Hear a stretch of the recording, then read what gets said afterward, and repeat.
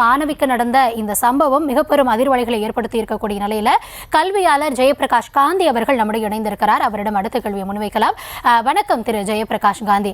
அதாவது பள்ளிகள்ல பொதுவாகவே தீண்டாமை ஒரு பாவச் செயல் அப்படின்றத ஆரம்பத்துல இருந்தே சொல்லி படுக்கக்கூடிய ஒரு பாடமா இருக்கு.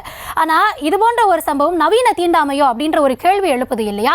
பிற்படுத்தப்பட்ட வகுப்பினரை நம்ம சமமா நடத்தணும் அப்படின்றதையும் தாண்டி பெண்களுக்கான உரிமைகளும் சரியா வழங்கப்படணும் அப்படின்னு சொல்லித்தர வர வேண்டிய ஒரு இடத்துல இது போன்ற ஒரு சம்பவம் மற்ற மாணவர்களுக்கு இது போன்ற ஒரு உதாரணமாக அமையும். அந்த பள்ளியோ அந்த பள்ளியின் நிர்வாகமோ இதுல இருந்து என்ன பாடத்தை கற்பிக்க வேண்டியதாக இருக்கிறது?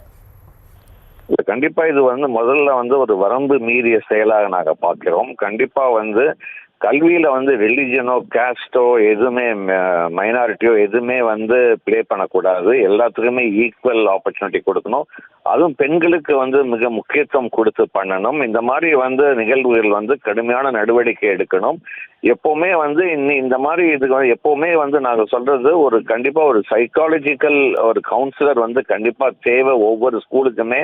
ஏன்னா அவங்க மன ரீதியாக அவங்களுக்கு நிறைய விஷயங்கள் சொல்லி தர வேண்டிய, அதாவது இந்த டிரான்சிஷன் ஏஜ் அப்படின்னு சொல்லுவோம், அது நிறைய தேவைப்படுது. இது நிறைய ஸ்கூல்ஸ் அது பண்றது கிடையாது.